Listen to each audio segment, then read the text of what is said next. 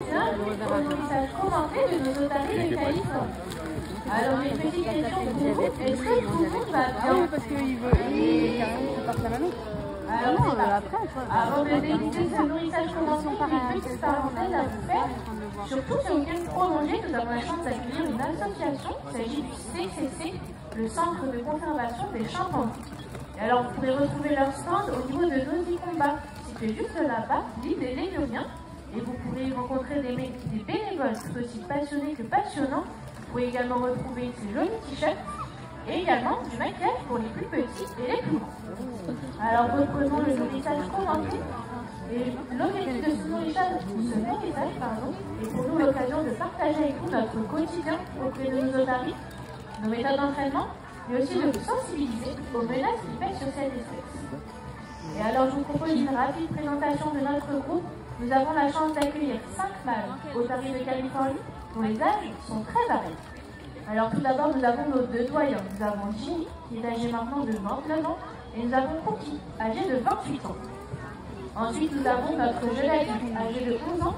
Il s'agit de Tanguy, très facilement reconnaissable car c'est le plus grand.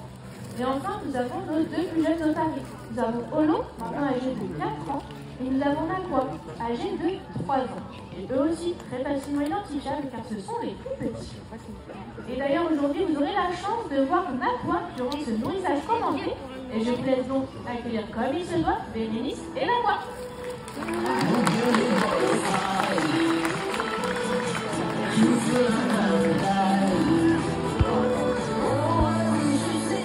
Alors, je vous disais, Nakwa est âgé donc de 3 ans et niveau poids, il pèse environ 100 kg.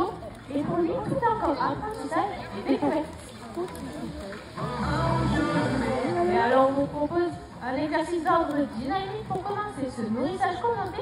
C'est de toucher le ballon qui se trouvera juste en face de moi, et cela sous tout l'encouragement.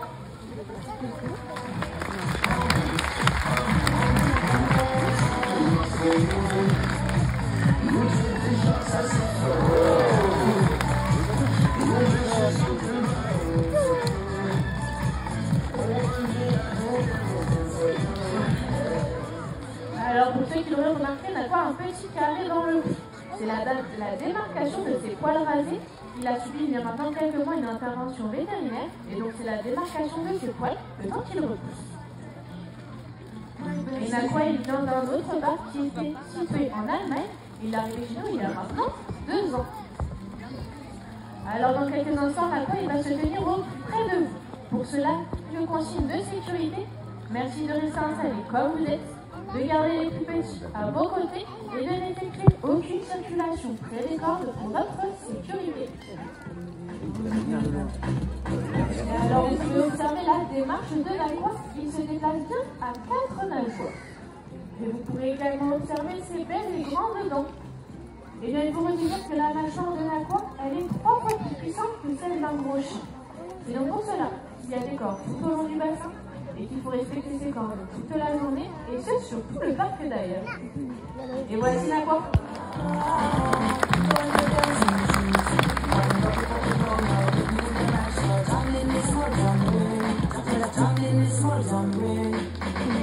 Alors il faut savoir que le premier moyen de communication pour les otaries, il s'agit de la force physique et de la morsure. Et vous pouvez également voir de plus près les belles moustaches qu'on appelle les vibrisses de Nakwa.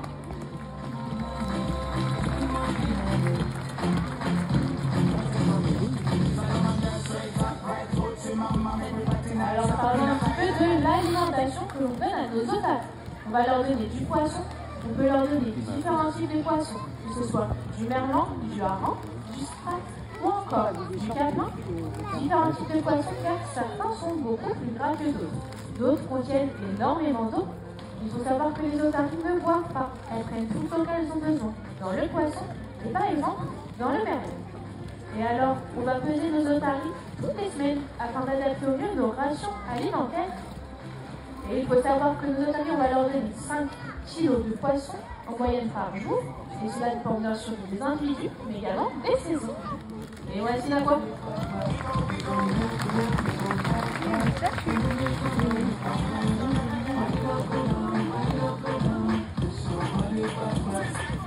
Alors oui, Bérénice est bel et bien en train de mettre son doigt dans le nez de Nagua. Alors c'est un exercice d'ordre médical. En effet, si le doigt de Bérénice passe dans le nez de Nagua, alors un coton-tige passera forcément si un jour on a besoin de faire un prélèvement.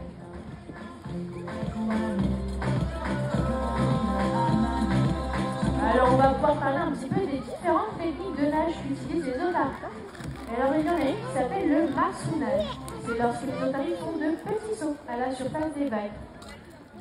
Et donc on va pouvoir proposer à Nagua de faire une très jolie démonstration.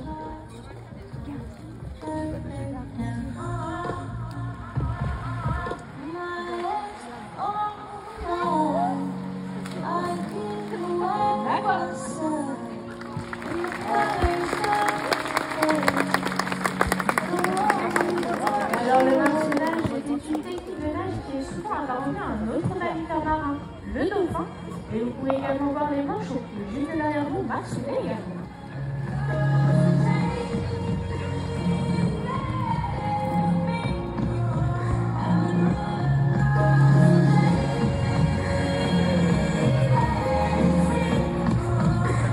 Alors vous l'avez peut-être remarqué, mais Nagua n'a pas répondu au signal de Bérénice lors du deuxième saut. Et donc on va lui reproposer l'exercice pour lui laisser une seconde chance.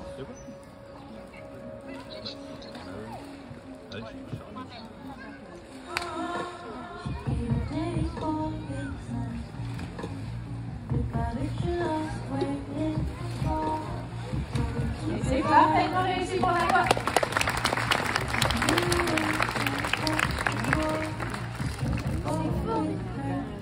Alors vous l'avez vu, on donne deux types de récompenses à nos otaries, le poisson et également le lion soigneur, la caresse. Et alors ici, le lion soigneur, la caresse prédomine sur le poisson. Et si un jour vous avez la chance de voir des otaries en milieu naturel, vous pourrez vous rendre compte qu'elles sont extrêmement joueuses. Elles jouent avec tout ce qu'elles trouvent, que ce soit des morceaux de bois, des algues ou encore des galettes. Elles s'amusent à la mettre sur le nez avec passe et agilité.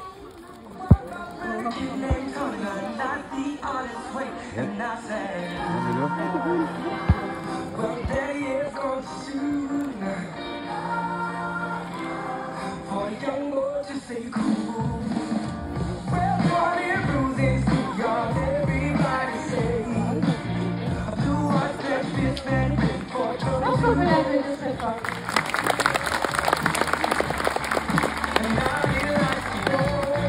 Et alors comment Nagua peut venir galer sur son nez? Eh bien il se sert de ces moustaches célébrises que l'on parlait tout à l'heure. Et donc célébrises, elles sont composées de capteurs sensoriels qui permettent à son cerveau de lui renseigner la taille, le poids ou encore la forme de l'objet et donc d'adapter au mieux l'équilibre à adopter.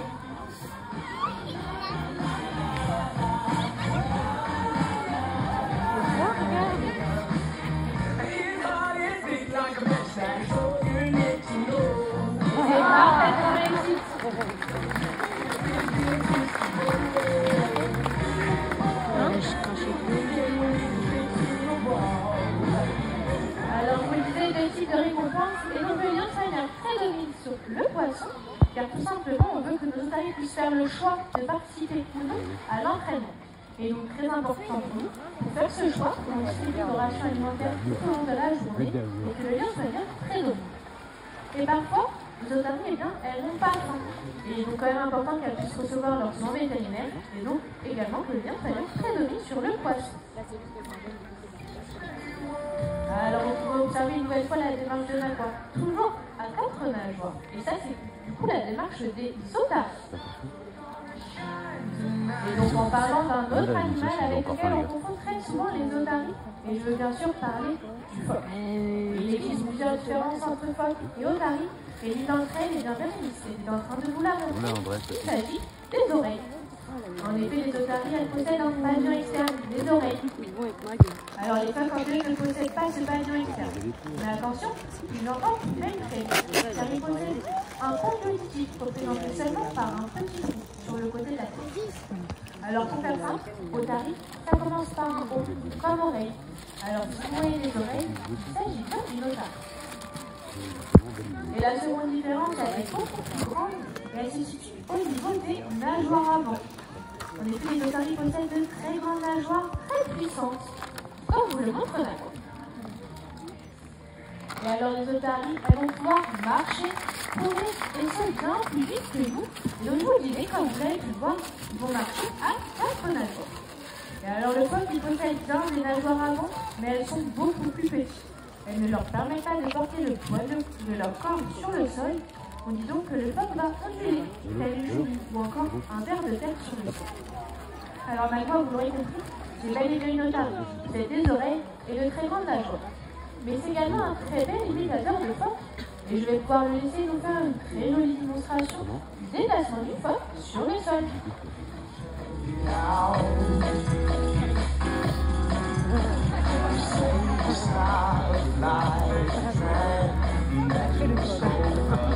Il a bien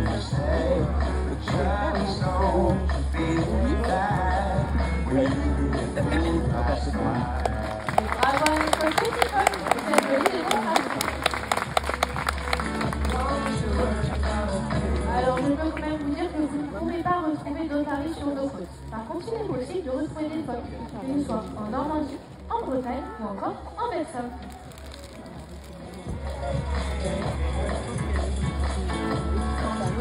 Alors, une très grande partie de notre travail avec nos otaries, il s'agit de l'entraînement médical. Et alors, l'entraînement médical, qu'est-ce que c'est? Eh bien, c'est lorsque l'on apprend à nos otaries à recevoir des soins vétérinaires en volontaire. Et on peut leur apprendre plein de choses, comme des prises de sang, des échographies, des radios, ou alors tout simplement soigner les plaies, la bouche, ou encore les yeux. Par exemple, tous les matins et tous les soirs, on va mettre des poutres dans les yeux de nos otaries, afin de prévenir les reflets du soleil sur leurs yeux, et donc le fait qu'ils s'altèrent. Et ensuite, nos otaries sont de très bonnes élèves en médical. Et je peux citer l'exemple de Cookie, pour qui on a pu lui arracher par exemple 3 dents en volontaire, et sans qu'il ne bouge. Et alors ici, Naqua il est positionné pour aider la prise de sang. Et pour cela, il y a plusieurs étapes. Tout d'abord, il faut que Naqua reste allongé comme ceci, sans bouger, et qu'il accepte la présence de son soignant autour de lui, qu'on le touche de manière aléatoire, qu'on fasse du bruit ou encore qu'on l'éclabousse. Et ensuite, il y a 2 zones pour prélever du sang. La première zone, elle se situe au niveau du bas du dos. Il existe la veine glutéale, une veine qui n'est pas visible à l'œil nu. Il faut donc vraiment bien connaître l'anatomie de nos otaries pour la trouver, mais lorsque l'on la trouve, eh bien on peut récolter énormément de sang. Et la seconde zone, elle se situe au niveau de la palmure des nageoires arrière.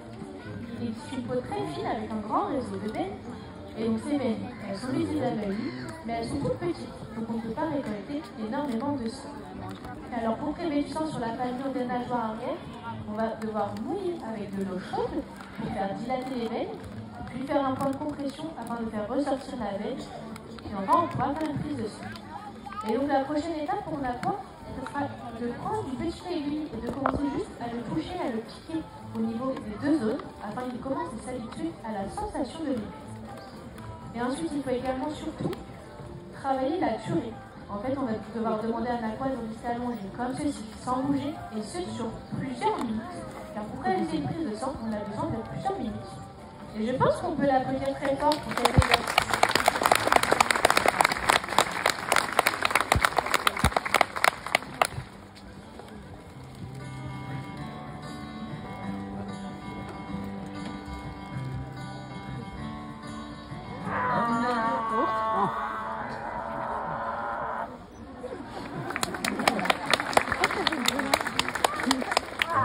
Parce qu'elle était contente.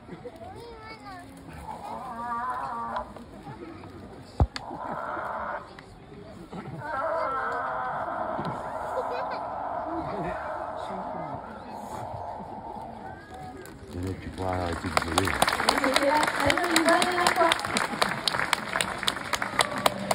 Alors, est-ce que vous connaissez le nom du cri de l'otarie?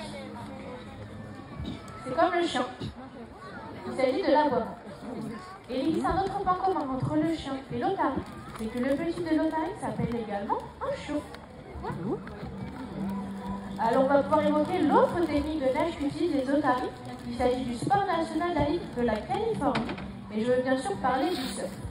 Alors pour Naqua, c'est un exercice qui est en apprentissage, donc je vais me positionner ici pour lui faire un repère visuel, et je vous laisse l'encourager.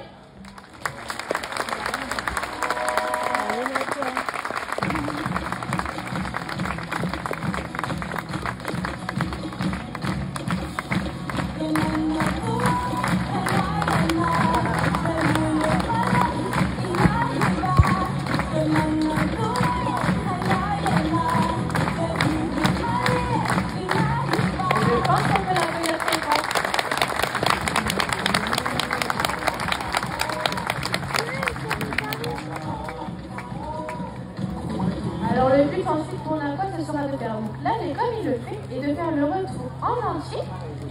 Et donc je pense qu'on peut l'applaudir une nouvelle fois car c'est une des premières fois le maximum en réseau.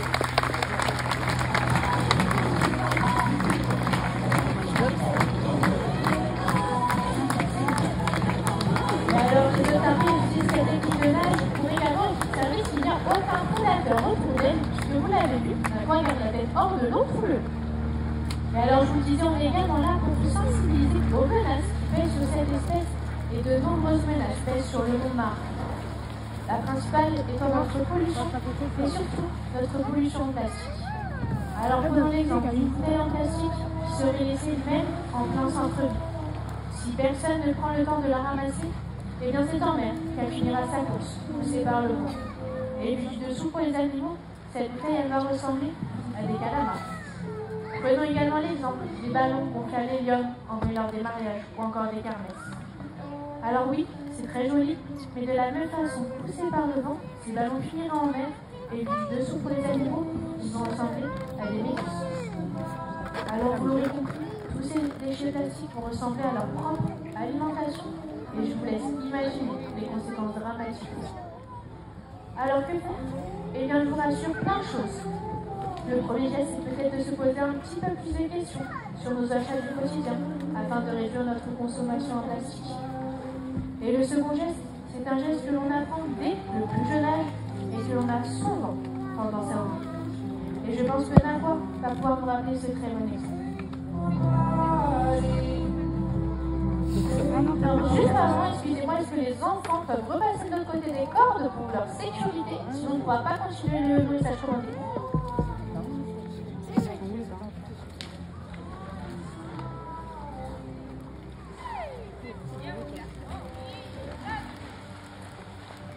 Merci. Et alors Nagua va pouvoir nous rappeler ce très bon exemple.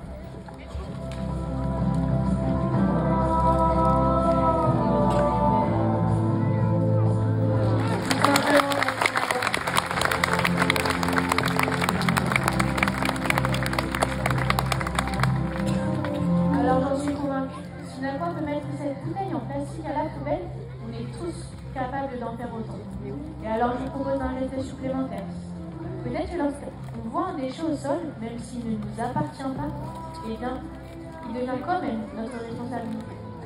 Et je vous assure que si tout le monde prend le temps de le ramasser, eh bien cela changera énormément de choses. Et alors ce geste, faites-le pour nos otaries bien sûr, faites-le également pour tous les animaux qui ont reçu vous émerveiller aujourd'hui sur le parc, et surtout faites-le pour tous les enfants que vous voyez ici réunis, nos enfants, nos petits-enfants, nos générations futures. Mesdames, Messieurs, merci de votre attention.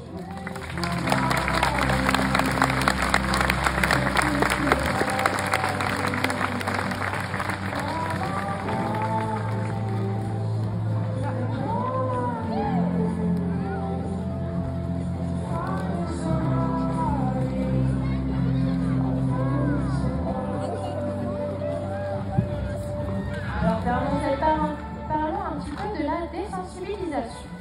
Avec nos otaries, parfois on peut aller dans l'eau, faire des exercices avec eux, et pour cela il y a plusieurs étapes. Tout d'abord, on va se mettre au bord, on va leur demander de rester à côté de nous, avec un objet, on tient dans la main de Bernice, c'est le target, donc une cible.